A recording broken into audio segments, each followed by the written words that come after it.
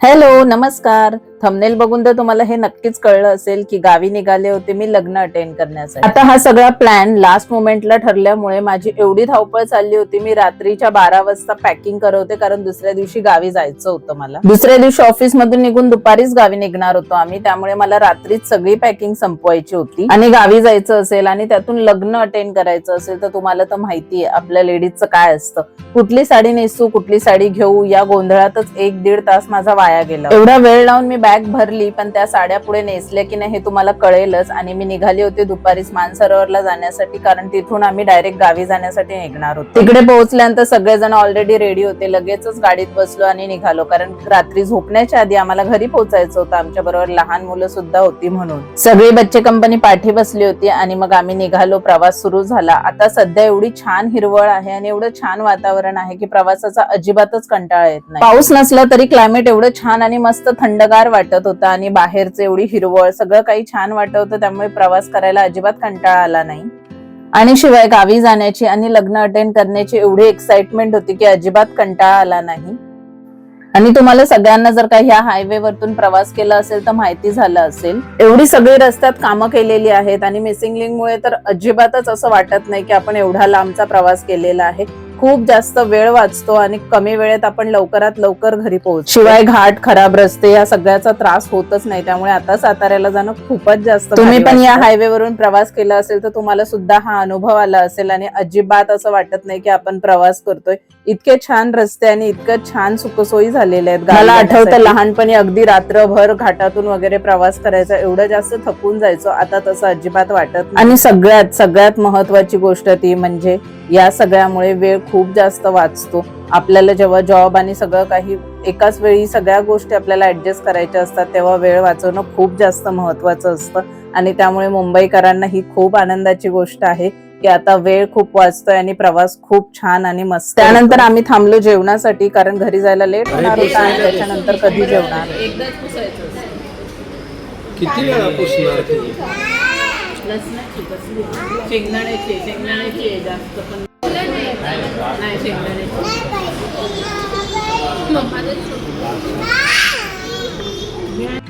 तुला पाहिजे का? नक्कीच आहे हे.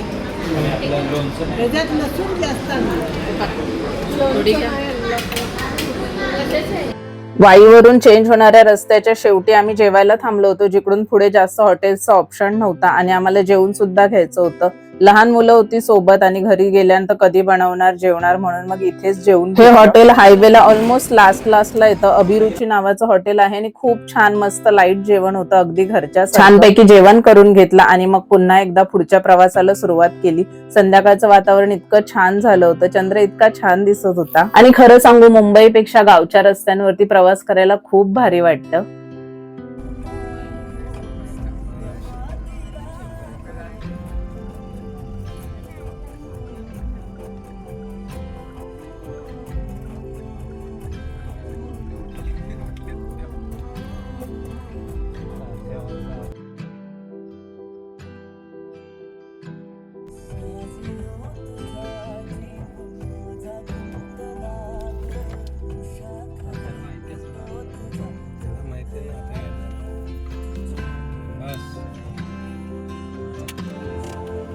आणि फायनली आम्ही तिथे पोहोचलो. घरी पोहोचल्यानंतर मी छान मस्त रिलॅक्स बसले, पाणी प्यायले आणि मुलांना काय कितीही कंटाळा आला तरी त्यांना खेळायचंच असतं. ह्यांचं पुन्हा तेच सगळं चालू. एवढी जास्त रात्र होऊन सुद्धा हे लोक थकले नव्हते. त्यांचं अजूनही खेळ खेळणं चालूच होतं. त्यानंतर रात्री मस्त आराम केला आणि दुसऱ्या दिवशी आमच्याकडे बंदर आला होता.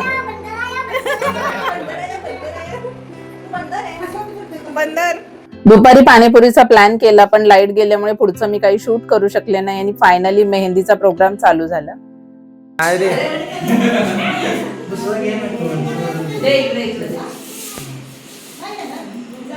आजकालची मुलं मेहंदी काही काढायला मागत नाहीत, पण एक छानशी शायरी लिहिली होती त्याच्या हातावर त्याला थोडीशीच मेहंदी हवी होती म्हणून असं केलं. सगळेजण खूप दिवसानंतर खूप वर्षानंतर एकत्र होते त्यामुळे धिंगाणा खूप जास्त चाललेला. प्रत्येक जण आपली आपली कला इथे साकार करत होतं, ज्याला जशी डिझाईन जमेल तशी काढत होते आणि खूप छान मस्त असं सजवलेलं होतं. आणि ही होती आमची सगळ्यात छोटी करवली, त्यामुळे तिने मेहंदी काढणं तर मॅन्डेटरी होतं दादाच्या हातावर. एवढी जास्त रात्र होऊन कोणालाही झोपायचं नव्हतं, सगळ्यांचा नुसता गोंगाट चालू होता. अर्धी मोठी लोक झोपली होती आणि बाकीच्यांचा इकडे धिंगाणा चालूच होता, कारण का असे क्षण खूप कमी वेळेला येतात, त्यामुळे सगळ्यांनाच मजा वाटत होती. खूप छान मेहंदी काढली होती बघा, तुम्हाला वाचता येते एका शायरी.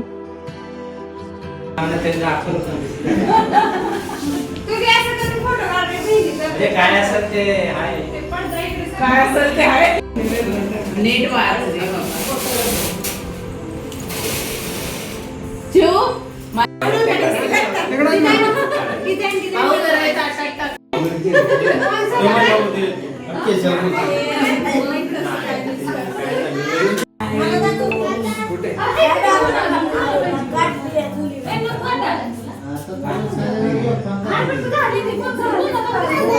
सगळ्यांची आपली आपली कलाकृती दाखवून झाल्यानंतर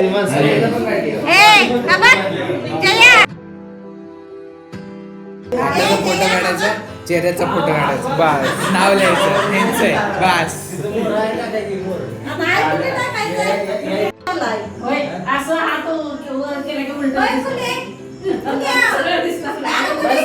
याने सुद्धा मेहंदीला हजेरी लावली होती आणि त्यानंतर कमतरता होती ती फक्त डान्सची, ती सुद्धा पुढे पूर्ण झाली. आणि हे आमची कलाकृती बघून तुम्हाला खूप जास्त हसायला येईल, पण टाइम खूप कमी होता आणि खूप जास्त झोप आलेली.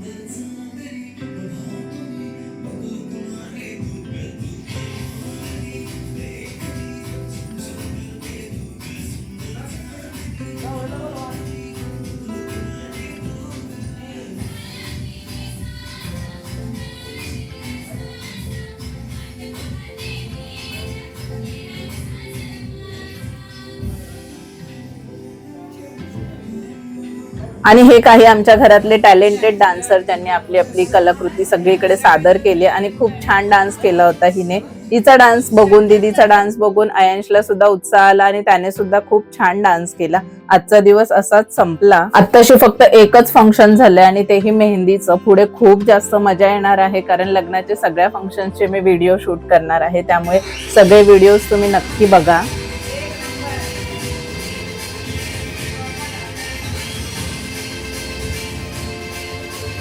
निसर्ग जसं गावी खुलून दिसतं तसं अजिबातच मुंबईत दिसत नाही. हे सगळे रिअल फोटोज आहेत, तुम्हाला हे सगळं खरं वाटणार नाही, पण खरंच खूप छान गावी सुंदर आणि मस्त निसर्ग दिसतो.